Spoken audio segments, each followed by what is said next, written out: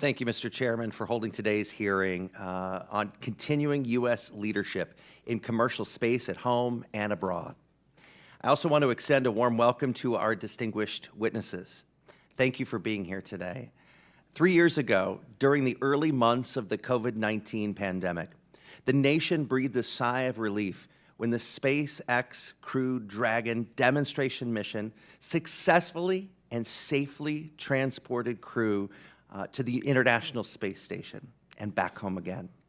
The United States had been dependent on Russia to deliver our astronauts to and from the ISS for nearly a decade, following the planned retirement of NASA's Space Shuttle program. The success of that crewed demonstration mission was the culmination of years of government investment and partnership. Our nation's investment in civil space R&D, science, exploration, and utilization have advanced the underlying space capabilities and technologies that have fostered a thriving commercial space industry. I want the United States to continue to lead the world in innovative space technologies and which provide significant economic and societal benefits for our country. Today's hearing will review the governance of our United States commercial space sector, if and how the frameworks the committee has put into place are sufficient, and what is needed to not only encourage the continued growth and leadership, but to meet our international obligations. While I'm sure we all have many questions, one thing is clear. The success of the industry depends on safety. A bad day could hurt the entire commercial space industry.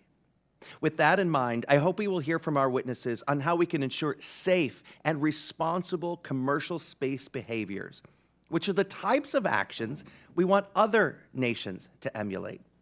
It's not only the right thing to do, it's our obligation as signatory to the Outer Space Treaty of 1967 to ensure authorization and continuing supervision of U.S. non-governmental entities in outer space.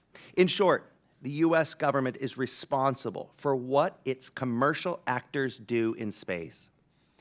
The Science Committee has been at the forefront of commercial space regulations since the Launch Act of 1984 first directed the Department of Transportation to license and regulate commercial space launches.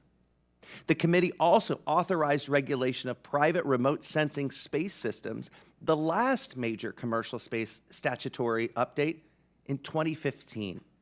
Since that time, commercial space activities have expanded and they have accelerated.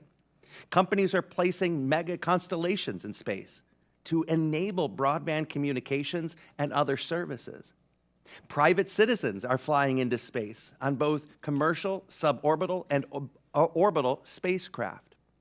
Companies are providing in-space satellite servicing.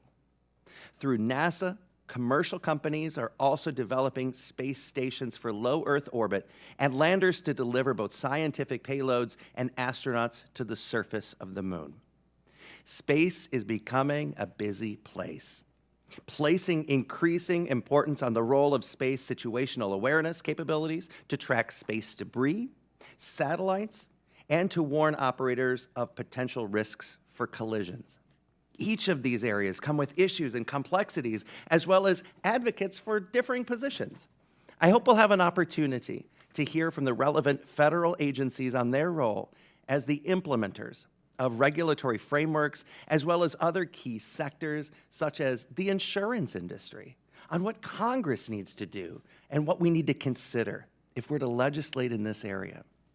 This committee will take a thoughtful look at all of the relevant information and insight as we seek to balance leadership and growth with safety and responsibility. I look forward to working with the chairman, my colleagues in the minority, and the administration on any potential legislation the committee may consider. Thank you, Mr. Chairman. I yield back.